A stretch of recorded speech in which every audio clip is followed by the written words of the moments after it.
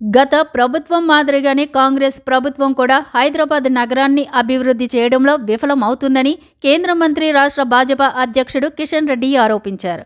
Secunderabad parliament నియోజకవర్గ పరిధిలోని బేగంపేట, పాటిగడ్డ ప్రాంతాలలో పర్యటించి ప్రజల సమస్యలను తెలుసుకొని పరిష్కరించేందుకు కృషి చేస్తానన్నారు. నిరుపేదలు నివసిస్తున్న బేగంపేట, పాటిగడ్డ ప్రాంతాలలో కనీస మౌలిక సదుపాయాల కల్పన చేయడంలో కూడా ప్రభుత్వాలు విఫలమవడం బాధాకరమన్నారు.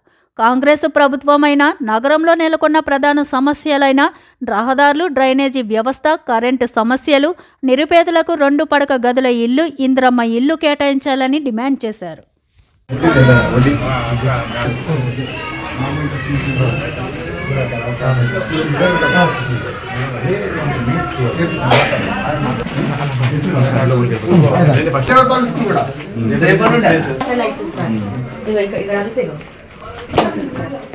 ఇవన్నీ బండలు కూసుండిపోతుంది.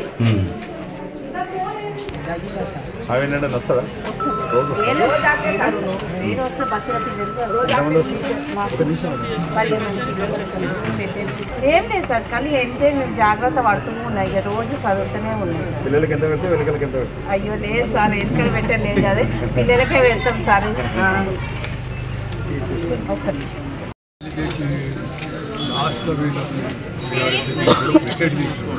వాళ్ళకి కాక వేరే వాళ్ళకి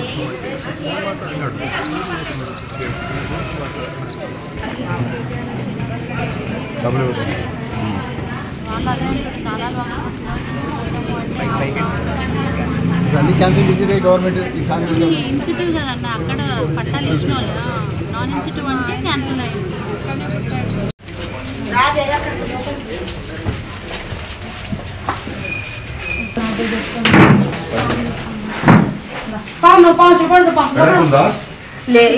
ఏం లేదు సార్, ఈ ఒక్కటి ఈ రూమ్ లో ఒకటే ఉంది కనెక్షన్, అంటే కనెక్షన్ ఉంది కానీ బల్బు పెట్టుకోవాలి.